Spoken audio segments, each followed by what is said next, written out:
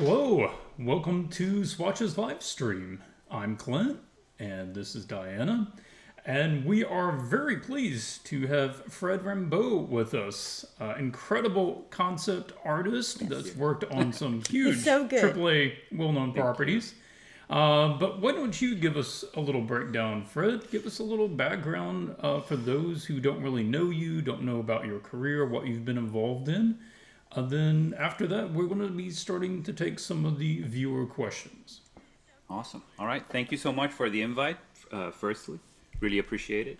My name is Fred Rambaud. I've been a character concept artist for the past 18 years this summer. Started as a generalist, but now, like I said, I specialize in characters, mainly for video games. Worked on a lot of Ubisoft stuff like Assassin's Creed, Far Cry, recently Gotham Knights for Warner, Lords of the Fallen, and I'm mainly a freelancer. But I've been sometimes I go back to a studio and work in house or as an art director and things like that. And recently I started giving classes as well, and I'm pretty happy to be here. Well, we're happy to have you. So, we have already got some questions submitted in from the Yeah. Swatches Discord. Before we start, I just want to quickly check with the audience. Can you guys let me know if the audio is good for you? Can you hear us and Fred okay? Are you getting any echoes from his sound because we're playing it over a speaker? Just let us know in the chat if there's anything weird about that. Otherwise, we'll continue. Always like to double check. Sure. Yeah, this is a live stream, so you always have to run into those sorts of issues. We put a call out about a week ago for people to submit their questions on the Swatches Discord, and we have a whole set of them. But if you are watching this live and you have a question, feel free to put it in the chat. We will try to work it in as we go. And this stream will be running just under an hour because Fred has some obligations. Yes. So let's go and jump right in. First question is from Izzy. It says, what was the hardest obstacle you had to overcome when you were learning art, and how did you overcome it? All right, that's an awesome question. I've been thinking about that actually recently, to how to say it, how to explain that to my students or to people going through that right now, since it's a pretty hard time for artists. I think it's not giving up. Not giving up in front of the frustration of failing constantly, because you're always having to learn. It's not, there's no end game. It's always a learning process constantly, and not giving up and not getting discouraged, not bending over in front of all the frustration of the lack of information. Especially for me back then, there was no internet and all that. So where did you learn? We didn't have any access to information. So I would say today it's a mix of that, not getting discouraged in front of the mountain you have to climb as an artist to get good, and not getting discouraged in front of all the noise that social media puts in front of us every day. So everybody is showing us their best all the time. So we have to remember that the best have bad days, and they also went into that journey themselves, and they're not showing you the journey. They're not showing you their bad years. They're just showing you the best stuff they are doing now that they're good. And then you have all the technological noise with new softwares, new processes, new techniques, and now the stress of AI and all that, or what's happening in the industry with the layoffs and all that. So all that noise is affecting us, is affecting our motivation, our creativity. And not giving up in front of all that is, I think, the key. And you have to be consistent. You have to work every day. And so is there any trick to it other than discipline? I I've always been very pig-headed. Like I'm very stubborn. So it was there was no option for me. You know, Yeah. maybe other people have other skills or have you know, other jobs that they're good at, but I'm not. So it's stubbornness and no other option for me. You That's know like the us. We were just talking about that recently. It's like, why? How did we get so motivated? There's no other plan. It's like this and yeah. nothing else. And What? and then maybe with experience, maybe now that I look back, the biggest mistakes I made was not understanding myself. I think what we do is very personal, even when we're working for clients. So we put a lot of ourselves, and our identity is very important. And we tend to just shut it down to get a job, shut it down to fit especially with social media or with the trends or with the company we're with. So the more you know yourself, even simple things like what type of learner are you? Do you like a lot of academic stuff? Are you very intuitive? Do you see in 3D, for example, or are you very 2D? Things like that that when you're starting you don't understand yet, and that's why maybe sometimes you need a teacher or a Yeah. senior to give you pointers, to so shorten the amount of time that you're going to fail, basically. Those little things that I'm starting to understand now, almost 2 decades in this career. If I had known them about myself 20 years ago, I would have probably cut the journey by 50%, probably. Yeah. You know, Yeah. so little things like that are very important. Knowing yourself, not giving up, working smart and not just hard. You know, Yeah. Big difference there. which is yeah, which is something that young people don't understand. And I've seen a lot of messages, comments, and things online of people getting angry when with the hard work grind mentality that is very popular.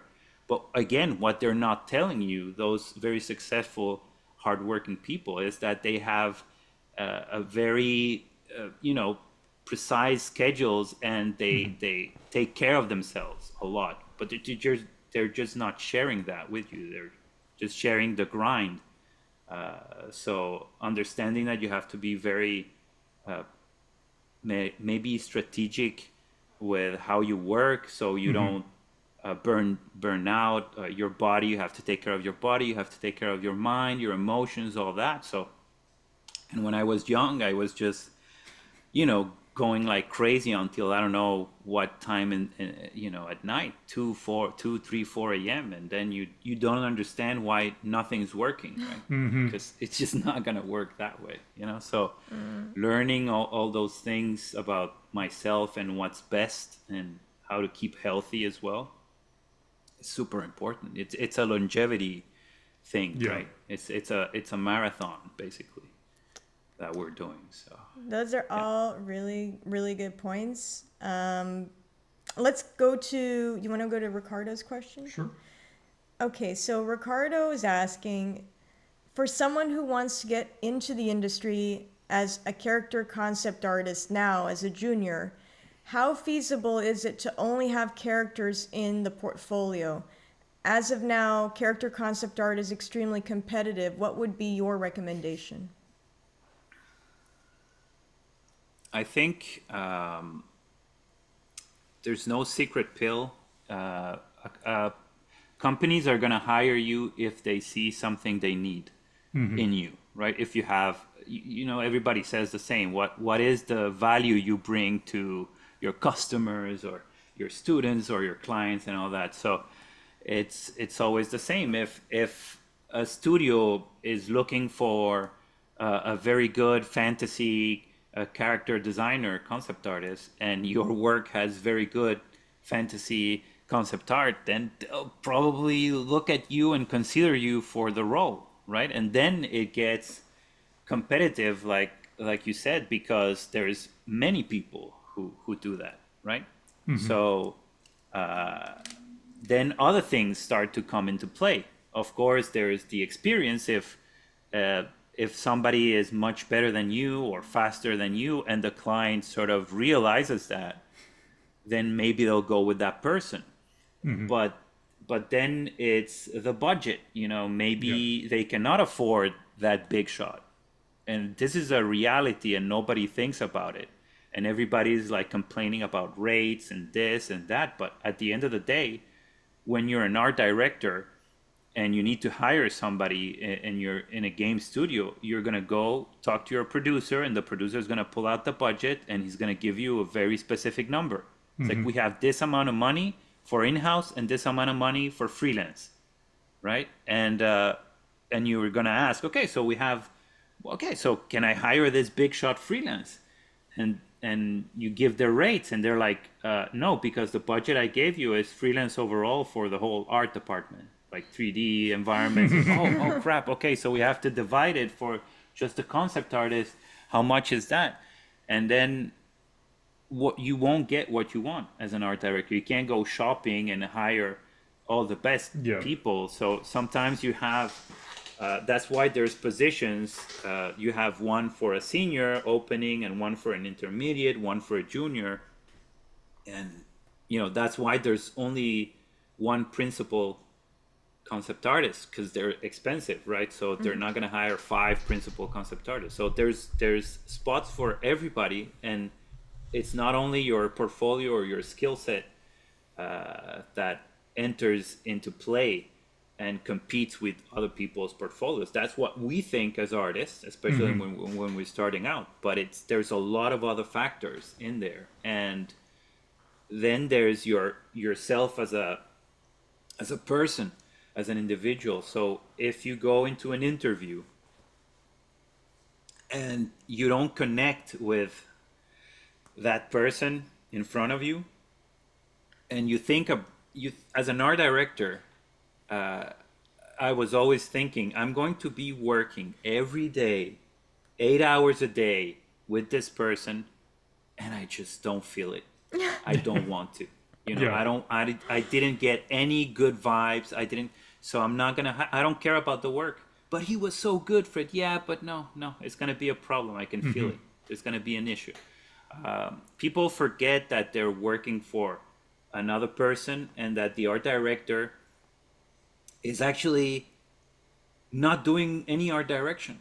He's just putting out, that person's just putting out fires constantly, dealing with problems constantly, with people problems, with technical problems, artistic problems, inter-department problems, communication problems. He's not doing art direction. I wasn't doing art direction. Art direction is set with documents at the beginning, and then just hell starts, So when you hire somebody, you have to think about the human factor a lot, actually, sometimes more than the artistic factor, because most of the portfolios out there that are considered, they're good. They can do the job. They can do belt buckle variations and whatnot. So, but when you go to your artists and you talk to them and you ask for something, and they start complaining about the task, or they start, oh my God, and this and that, or they have a bad attitude, or they don't communicate well with the 3D character modelers, and it's always about friction, and the only thing you have to do constantly with them is try to deal with those attitude problems. So you better be somebody that has a lot of positive vibes and feels outgoing, and somebody who people want to hang out with, basically. It's got nothing to do with the cool elf you have in your portfolio. So those things are forgotten by artists, completely forgotten. So you're competing with your attitude, with your persona, with your vibes, not only with your portfolio. That's a good reminder. Yeah. I wanted to toss in a question myself. I was just curious. What is the breakdown in your work and in the industry, kind of where you see it, between, particularly in character concept art, the split between 2D drawing, painting, 3D assets, and photo bashing. So those seem like the three major Yeah. parts. But Yeah. where's the kind of split that you see there? So I tend to use all three because my path was a little bit different. I didn't know much how to paint when I started. Didn't know much about painting. So I was drawing a lot, but I still had a lot of holes in my drawing skills. So I started photo bashing very early. I started photo bashing when photo bashing was treated how AI is treated today. You know, it Yes. was a complete witch hunt. You know, I remember amazing artists that were discovered that they were painting over portraits, like photo portraits, and they completely were like, there was a witch hunt. They were, back then it wasn't called canceling, and they disappeared completely. I haven't seen them, and they were like the stars in that moment. So I was starting in that era, and very quickly, 2 3 years later, like photo bashing was the thing. So I had that pretty much build my career, but it was never what I wanted to do. So on the side, I started really working on my drawing and painting skills, and slowly I was able to replace photo bashing. But then I've always dabbled in 3D since the school days, and I've always loved the very beautiful 3D renders when they're like done by amazing artists, and that finish and how it looks, and started seeing all those amazing 3D concept artists pop.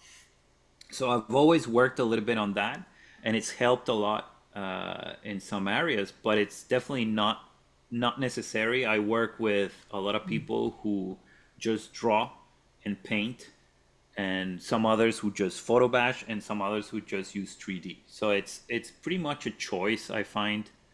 I would advise people to stick to one thing until they get really good, and Yeah. if they're interested in learning about the other technique, then they do so on during their spare time. And when they start being good enough, they start implementing that into their professional or personal work, and then maybe they learn something else again. So it's always an ongoing process, but focus on one thing, Yeah. and get good at it first, so you're secure in that area. But I wouldn't say it's necessary to learn unless you're doing a lot of vehicle work or robots, and because they'll ask you to show them how things are moving. Yeah. They'll ask you, can you open, what happens if you open the dropship door, and what happens if you have a door that needs to open inside, and or how does a gun come out of the top, and is there a radar that moves, and when you're working on games that have vehicle heavy, or robots, or your pilot that gets into a robot, things like that, then you need they love the 3D, they love to see movement and everything. So it might be a prerequisite. And I see creature concept artists for TV and movies, they only use 3D as well, so it must be like a set thing. It has to be done that way. That's another thing, actually. It really depends on the type of concept you're doing. Like we said, if it's 3D, if it's creatures, then yes, 3D is very important. If it's vehicles or hard surface, 3D is very important. But if, for example, I've noticed that by having worked on different continents and different regions of a same country, I find that the tools that you are asked to use tend to change from region to region. So I find that Europeans are open to a little bit of everything. They just want good quality, like good art. So I've worked with people who love painting, drawing, etc. And they don't really mind if you switch, as long as the result is good. But I find that Montreal is very realistic oriented. Like usually the art directors are not artists, for the most part. There are some very good artists, there are directors, but they want to see details very quickly. So if I show them a very nicely done black and white sketch, for them is either like, you'll get comments like, well, it's either like a comic, it's really beautiful, Fred, but it's like a comic, or like a painting, and it's too illustrative for me, so could you make sure it looks AAA, you know? So you have to go in and start using photos, or 3D. But the problem with 3D is that it'll take so long to get to the end that you might just have one sketch. So, and will you be able to texture it?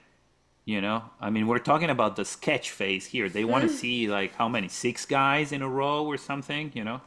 So what I used to do is that I would do a sort of mish and mash of techniques. I would draw everything and I would slap photos on different areas. Like, this guy's gonna have his lower body is just photos. This guy has just weapons, like holding the weapons. There's just photos. This guy, his torso. So the art director is having like a row of sketches in color, and he's seeing one photoreal element on each of those sketches. So his brain is filling in all the holes, right? And they're like, yeah, this is what I was talking about. But it's just a machine gun on one guy and the head on the other. So you need to find out the recipe that works for every client. Actually, it's one of the toughest parts. But yeah, I find that when I work with American clients, everything has to be high end, and they love the sort of skill set, the drawing and the painting, and I can see the colleagues that are really good at drawing, painting, and making everything juicy, like the juicy brush work and stuff. Oh, they love that.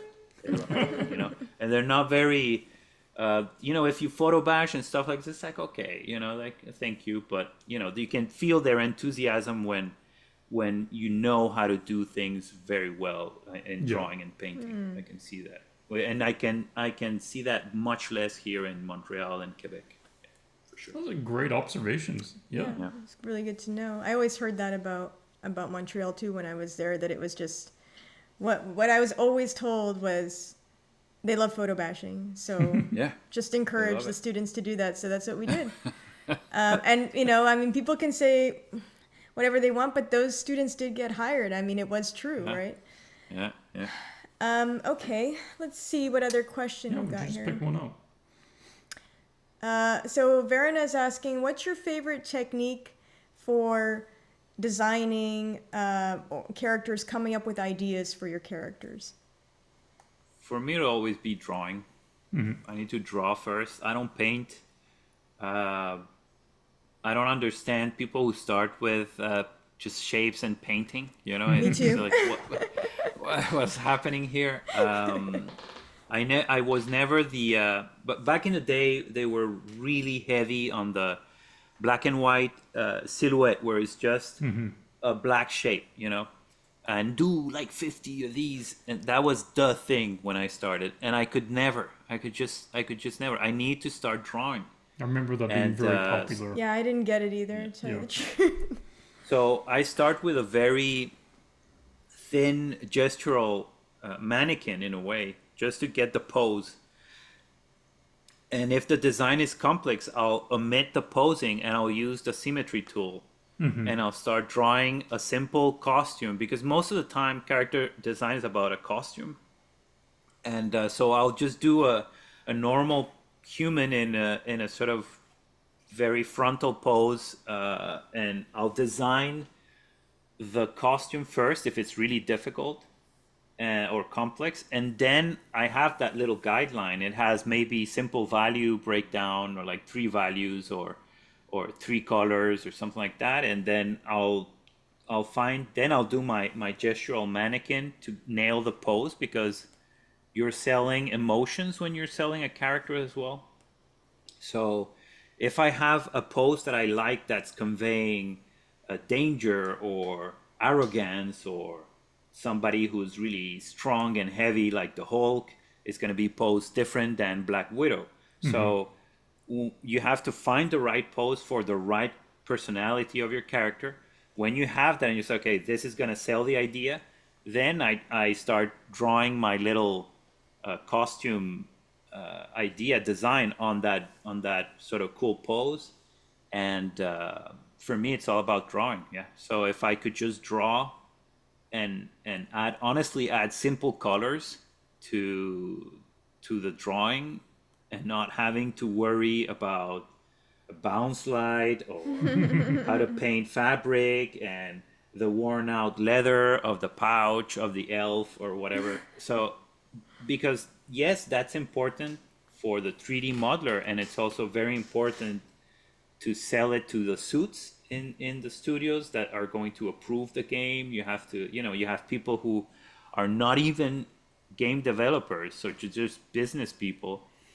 They have to be, excited and sold. So you have to go over the design, all the production needs, but then you have to have like the beautiful character illustration with all the bells and whistles, probably with the very useless painted background, and the whatever, the ground is painted, there's shadow on the ground, and then that thing's gonna blow everybody's mind, and they'll love it. So that's why there's the very clean render, painting, or 3D or photo bash at the end. But for me, the only important thing is the idea, the design, and you can put flat, simple colors, and then point out to photos for the materials. And that would be the smartest and fastest way to make a production concept. Because all the rest is political rendering, maybe, to give it a name. You're doing a beautiful image just to convince somebody that you actually know how to do a game, which is, and that takes the longest time. So that beautiful image might be spending a lot of your budget. And then people get laid off because there's no more money, so there's a lot of unnecessary things just to please higher ups that have no clue how to make a product. So if it were me, I would just ask. I mean, I never asked my artists when I was a lead to over render something. It's, I mean, it's just a pair of jeans, Just just tell the modeler it's a pair of jeans, and that's it. You don't need to put all the things there and the shoelaces. And it's not necessary. But some people demand that, so you have to to put it there. True. And to go back to which technique I prefer, because we have to render the crap out of the concepts. Sometimes doing something painterly is out of the question, because you're going to be told it's too painterly, it's too illustrative, or this or that. So we don't necessarily do painterly, we render a lot. And it has to be clean and everything. So I love doing the painterly result, but I don't get to do it. And so when I want to do that, it's for myself, and I do it on the side, and I might do a little fan art or something, because I really like pop culture. So I'll do a little portrait of a superhero or whatever, and I'll make it kind of painterly, and that's my little satisfaction on that. And I get to train that area as well of my skill set that I don't use. But yeah, drawing for design is the best, in my opinion, for sure. Yeah. Excellent. Yeah, it's a good answer. Okay, let's see. We got some more. Just checking our time, make sure we're on time. Okay, so Tim is asking, how has the industry changed since you started? My goodness. Is that a bad question to ask? I don't know. No, it's probably, I'll try to answer. Okay, the rest of the stream is going to be for Tim's question. It's changed a lot, and at the same time, not much, which is mind-blowing to me sometimes, that we still use some techniques that were there 20 years ago. And concept art hasn't changed much. It's more the other, more techie areas. Like 3D has changed so much, and they've gone through a lot of painful changes, animation as well. I remember when I started 18 years ago, I remember the really high frustration of animators because that's when motion capture exploded. And you know, I'm not saying to accept the technological changes that we are facing right now. I'm just saying that it's happened forever. It's been happening, like the wheel is turning constantly. It's been Yeah. happening forever, and it's just not happened to us that much. So we've been safe. But when you're an animator and you spent your entire career and studies and everything animating in 2D, and then you have to learn to animate in 3D, and you're good at it, and you still find that to be your craft, and you look at all those movies that are made in Hollywood and Pixar and this and that, and then suddenly you have to start cleaning up motion cap, which is motion cap is when a human puts a suit on with captors and with sensors, and they just do the animation, they act, and then that is given to an animator, and the animator is just cleaning up, making sure that everything runs smoothly. I'm saying it in a very simple way so people understand, but that's not what they were signed up to Yeah. do. So Yeah. I remember that having those conversations with my colleagues, and they were like freaking out, like, what is this, blah, blah. And you have producers saying, well, you got to adapt or die, all those quotes that we see online nowadays. And after that, I remember when Marvelous came in the picture. Marvelous is a software that makes clothing. In and I even remember my colleagues taking classes with digital 3D sculptors specialized in clothing and folds. So they would learn how to sculpt the folds in ZBrush. And there was this famous guy like giving these mentorship and classes everywhere. Like he was the fold guy in ZBrush. And then Marvelous came in, that guy disappeared. I never heard from him again. And I could see the rage and the complaints, and everybody was super pissed at work because they had to learn Marvelous, and they had Yeah. spent money and time learning how to sculpt folds. And as concept artists, we didn't get that much. Some people just stick to their guns and they'll draw their way and this and that, but I've always been very sensitive to the changes. And I remember when, I had to learn SketchUp because you're told at work that you need to learn SketchUp. And then, well, you need to learn Modo. And then, we have all the famous concept artists teaching us Modo, and then they switch to Blender. And the same Yes. guys, and they start doing all the classes in Blender. So it's like, oh my God, so now I have to. And your boss is telling you, use Blender because it's free. It's not going to cost me anything. Modo costs me every year. So please use Blender now. And it's like, oh my God. And everybody thinks that you can learn Blender like this, which is not the case. Especially for people like me who are more 2D and illustrative and all that. We have a hard time with technology and 3D. So I went to all those frustrations as well. And but to go back to the question, it's changing it in the more techie aspect. Like Unreal has changed a lot of things, and it keeps on bringing more and more changes every day. So I would say technologically it has changed, but for some things like art, it's still very old school.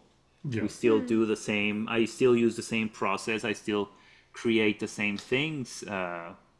The ideas change. The what clients want to see change a lot. What the topic is about, the designs.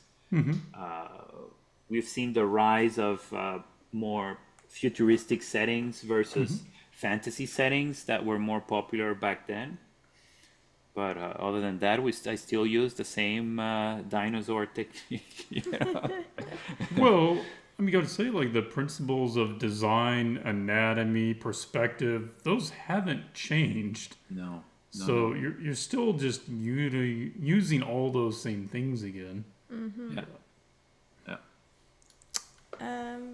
Okay, let's see how we're doing on time. Okay, we got time. Which one should we ask? There's a pile of them here. Yeah, let's see. Oh, he kind of talked about that.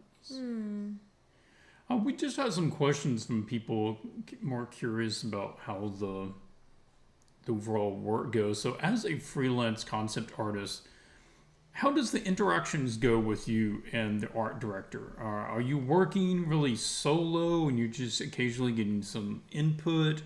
Or is there a kind of a team atmosphere even though you're freelance? You can just kind of give a breakdown of that. So it's always been very, very like case by case scenario, because again, every company is different, will manage things differently, and every art director will have, their way of doing things how they like. So and also my freelance, I realized that people think that freelance is very sporadic, and you might get like do one character here and then change client, and then you work a month in a book cover, and then you do. So for me, because I'm not an illustrator, I'm a designer for games. I've gotten from the get-go long-term freelance contract. So I had never had to do very short things. And if I have done in the past, is because maybe I was contacted by an outsourcing studio and I did one little thing for them for 2 weeks or a month while I was working on a larger project on the side. So what's the I typical usually, like span like it for your can long be- term? Is that like 3 months, 6 months? I get either 3-month renewable contracts or 6 months renewable contracts or indefinite. Oh, okay. So it's like, Wow, okay. here's the contract. There's no end date.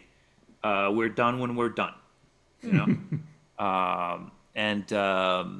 So we can talk about that also later. But to get back to the question, I've been in places where they treat me as a team. So I have access to Outlook. I have my email. I have Slack or Teams.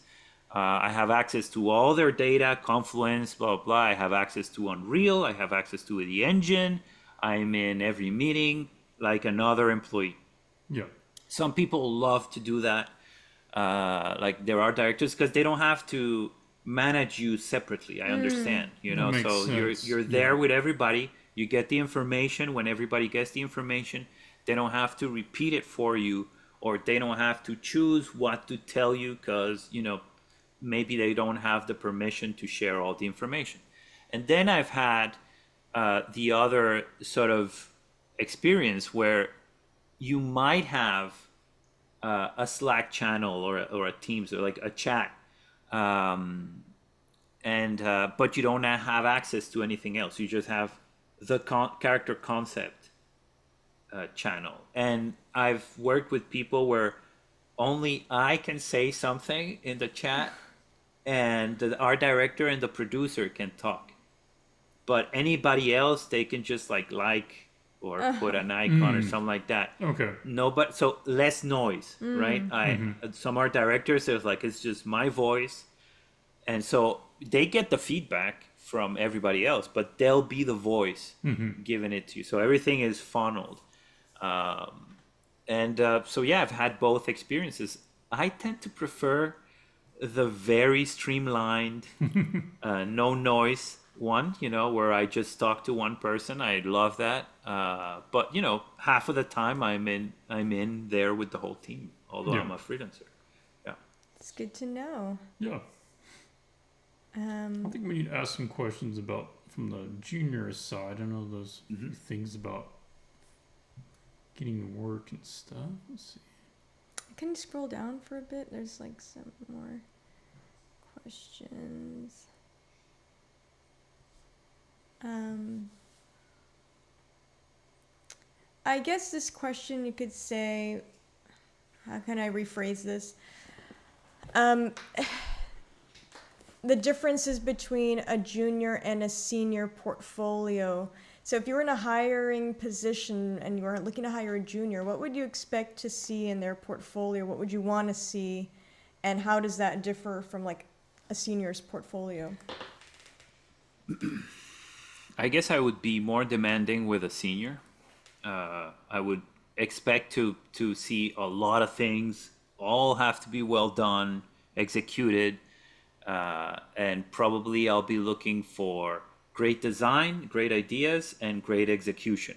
And hopefully, I can get a little bit more for my money. That means I hope the person is not just a one-trick pony. So maybe you see a lot of environments, but not just one topic, like not just fantasy. So they have contemporary environments, sci-fi and fantasy, something like that. And then you see a lot of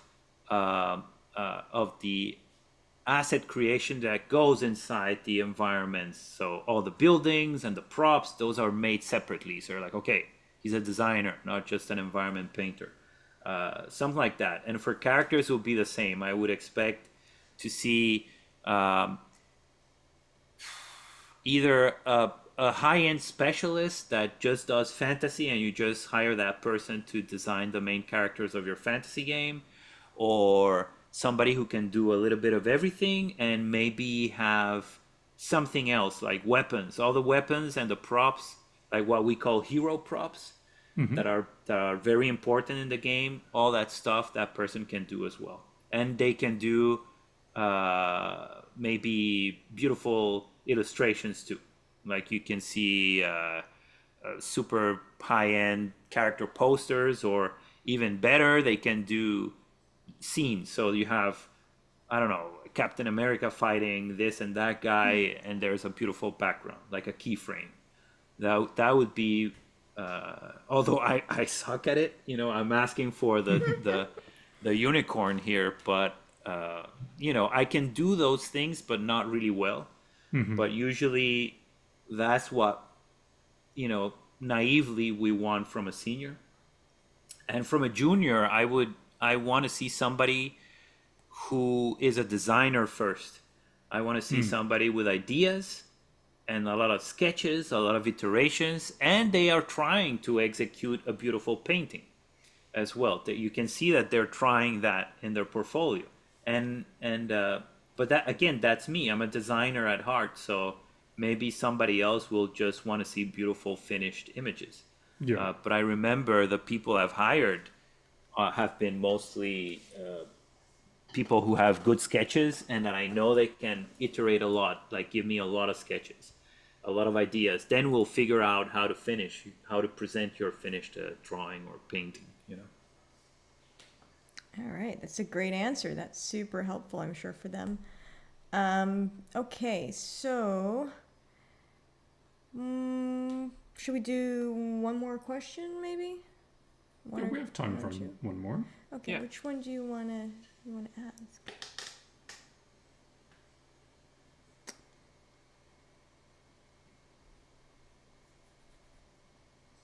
Oh, well, I did want to.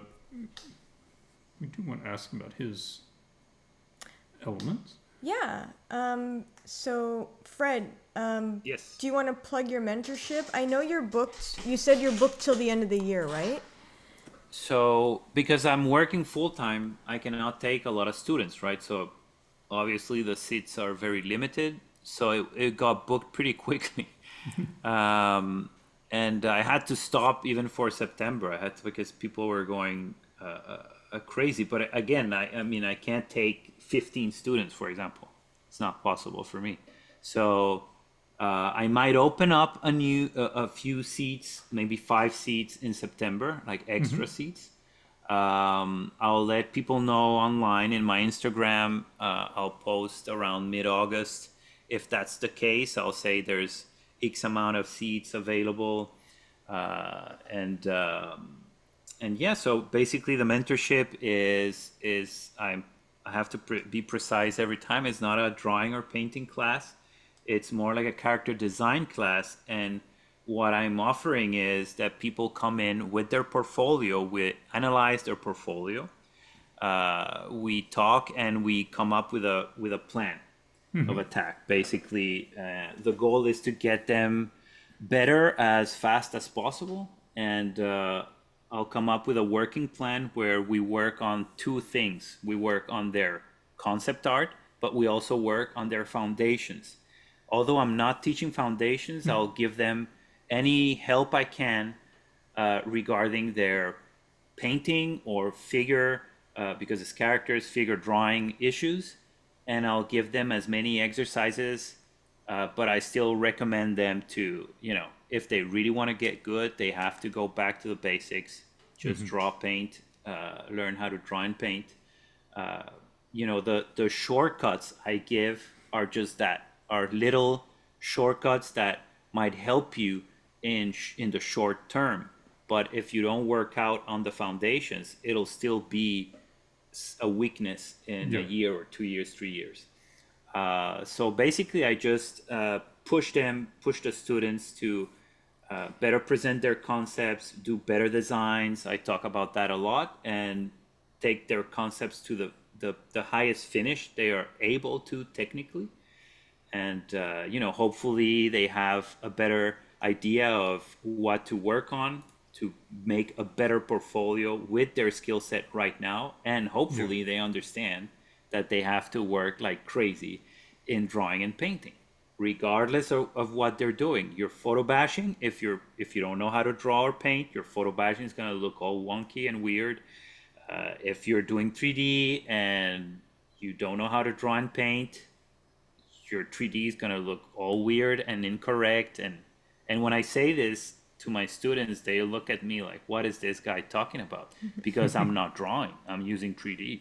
Yeah. Well, if you don't have no knowledge of figure drawing, how can you pose your 3D character? If you have no knowledge of painting, how can you light that 3D to make it look amazing? And how can you touch it up in Photoshop? Because you will have to touch up your 3D. And when your client asks you to change the legs of what are you going to do? You're going to go back and model the legs, texture the legs, render the legs.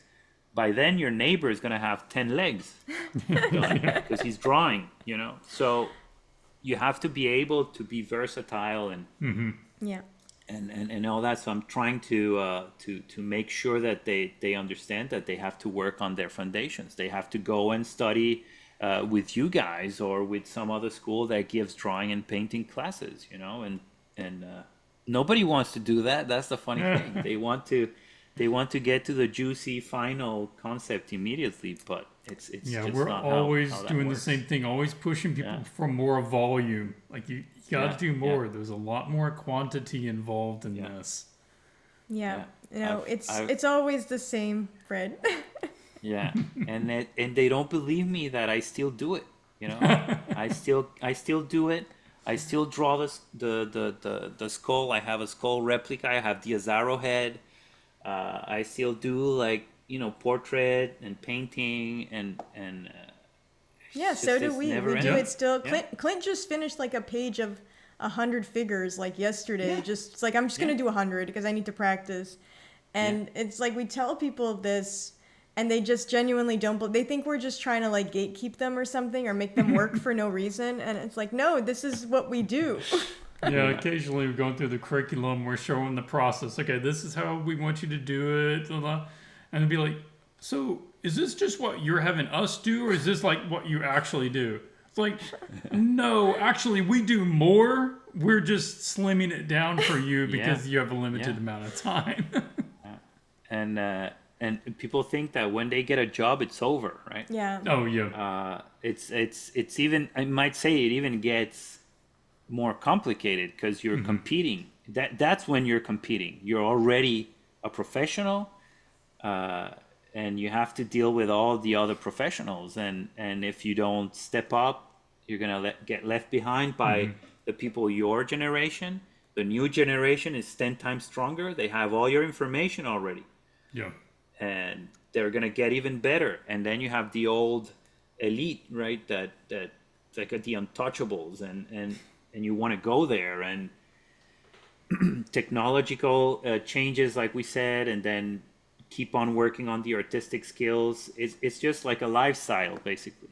And and for the longest time, I was just like doing my job and complaining about everything. But the reality is that I had to work really, really hard for even a little bit of improvement. And then we go back to the not giving up thing, because the reward is always very little. And to be able to say that I'm not affected by the economical situation internationally, or not affected by what's happening in the industry with the layoffs and all the closings of the studios and cancellations and things like that. Being in that situation, I've had to sacrifice so much and make so much effort to be at this place that people don't really understand the what it takes, and if I have to draw do traditional studies, because on top of that, I'm a really bad digital learner. I discovered that I learn only traditional, maybe because of the background where we didn't use computers, so it sort of my brain stayed in that sort of wavelength. And if I want to improve my drawing and my painting skills, I have to do it traditionally. I retain zero information if I study digital. So that was a hard one to discover. So I have to draw pretty much every day. And when I see that my painting is lacking, then I start doing little gouache studies. And then if I see that, wow, my legs are really bad lately in my characters, what's going on? I'm having trouble posing. Then I go back to figure drawing. And it's just posing figures in every pose. And I do that every day. And it doesn't count as concept art or design studies. So if I want to learn something, I have to find the time to do it somewhere else. If I want to learn about 3D or VR or whatnot, then I'll go find the time somewhere else. But my art gym is every day, every morning.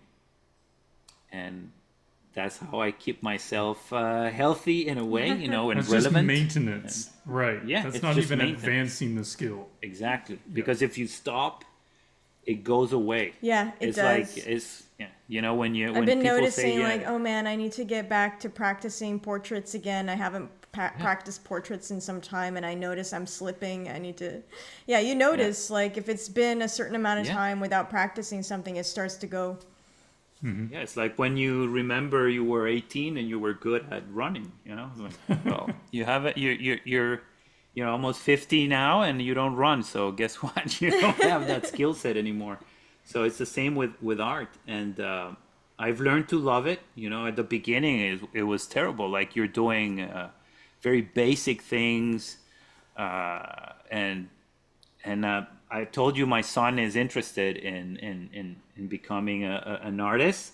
He's in his teens, so I'm helping. If he changed his mind, which is probable, it's okay, it's all good. But I'm sorry, you're not doing cool robots, kid. You're doing the basics, You're doing the basic learning of the figure, and he's a little bit perplexed, but I'm explaining to him that all the artists and all the cool stuff he sees and he likes starts with the basics. Simple forms, simple shapes, and understanding how to create them in space, in 3D, but in 2D, because he's drawing. There's no 3D until he knows how to draw, basically, in my house. This is serious. Yeah. If you're gonna do it, you're gonna do it right. Yeah, exactly. So there we go. So people need to understand that foundations are extremely important, and most of all the students I have are lacking in drawing. I think I have a couple that know how to draw, and it's the same for us. Like, and it was the same at Sin Studio. It's the same, I think, at every school. Yeah, and then those who know how to draw maybe don't know how to paint, and then there's the 3D guy, and yeah, you have to sort of like fill in all the holes and make sure they understand that they have to work out every day and maybe not so fun stuff. You know, that's going to make the difference. That's Yeah, it is. all the people, all the professionals I know that right now have their social media blowing up, and they're like famous character concept artists. All those guys have done studies like crazy. Yeah. You know, I know people who I remember talking to them like 10, 15 years ago when we were working together, and I remember, I'm not gonna not put them on the spot with the naming, but one of the best guys out there who draws like crazy, he was waking up around 4:30 in the morning. He was in his early 20s, by the way, and he was already like ridiculous. I was 30 something, and I was his boss, and I was asking him, "How did you get here? How is this possible?" It's like, I'm waking up at 4:30, maybe 5:30. I'm ready. I had my coffee, maybe I exercised a little bit, and at 5:30 or maybe 6, if I'm tired, I'll start drawing. And what do you draw? Well, I draw studies. And if I'm doing an illustration of this or that for work or my personal, I'll try to do studies in relation to that so the work comes out better. So whatever needed to be studied, like figure, animals, props, whatever. He was drawing birds. If the illustration had birds, wings, how is a wing constructed, and everything. And he was just doing traditional, because for him, then switching to digital was easy. Like the difficult thing of doing it in traditional art then makes digital seem very easy. And he sometimes, most of the time, was using a big pen or pencil. Is it a pen? Pen. So you cannot erase. Yeah. Yeah. So he was very deliberate with his lines and very thoughtful. And he wasn't using brush pens, because brush pens make everything look good. So it was just the big and his mediocrity, basically, right, in front of him. And by 9 a.m., he had 3 hours on everybody, because everybody goes to work at 9, more or less, and he had already 3 hours of deliberate practice. By 12, I had 3 hours. He had 6. And then if you compound that into years, of course the guy is a million years ahead of everybody. Yeah, we talk and about then that what? too. Yeah. So with people, what people don't understand is that you don't need to do 3 hours every day. You know, you can start with 3 hours. In my case, I started with 2 hours a day around end of 2019. So it's pretty recent. When I was like, I'm done. I cannot be just this good anymore. I have to get better. I see all the people around me getting better and doing incredible things, so I'm going to try to do that. So 2 hours a day. Then it was heavy, so I switched to 1 hour and 30 minutes, and that was manageable for around a year and a half or 2 years. Then I switched to 1 hour. What people don't realize is that we're getting really better even in speed. So what I was able to do in 1 hour and 30 minutes, I was able to do in 1 hour. Then I did a year or so. Then in 45 minutes, I'm able to do now what I was doing in 1 hour and 30 minutes. So you don't need to go crazy That's true, forever. yeah. You know, you get better, you get faster. So people need to understand that as well. It gets like, there's a point where there's a snowball effect, you know, and things start to go fast, and you start to love what you do because you're getting good results. Yeah. And if we go back to the not giving up, at the beginning, your results are all crap. So that's hard. But eventually it starts getting good. Eventually the image you have in your head is the image you are able to draw or paint. And then you like it even more, and you start liking it, and it becomes as fun as hanging out with your friends or watching an amazing movie or playing video games, because you're having so much fun when you're creating your art. You know, you're consuming less and creating more, which is the goal, right? Yeah. Yeah. Fred, it's 11. Yes. I know it's your hard Yes, limit, I'm so sorry. I have to cut you off for Yes. for your sake. Thank you. So that was really great. I mean, that was I Yes. got a lot of you. questions answered, a lot of great information. We really appreciate it. Thank you so Yeah, much. Thank you for the appreciate- invite. Yeah, making the time, and I think people are really going to enjoy being able to watch the recording later. And I guess Adam says hi. Adam Okay. Duff says hi. Awesome. Thank you. Adam is awesome. Oh, one thing, Fred, if Yes. people want to sign up for your mentorship, do you have like a waiting list or do they just go to your website? They can go to my website, and which is I can't even remember my address. God damn it. I think It's your name. FredRambaudArt.com. Yeah. Yeah. So they can go there. There's a mentorship tab. They get all the info. They contact me if they're interested, and I can put them in the waiting list. Okay. And then it's, if there is a student who doesn't take the mentorship and was supposed to, then there's a seat that is free. Sometimes students, they've told me they want to continue with another set of 2 months. So it depends on how many people Yeah. continue, how many people stop after 2 months, and which seat in the which spot in the waiting list gets free first. So Okay. yeah. Okay, so you guys know what to do. If you want to learn from Fred, just go sign up and then wait until he's free for you. Yes. I guess that's it for today. Thanks for coming, everybody. Thank you so much. Thank you for the invite again. Thank you. Okay, just stay on Zoom with us, Yes. Fred, and we'll let Yes. everybody else go. Take care. Thank you, everybody. Bye bye. Catch you next time.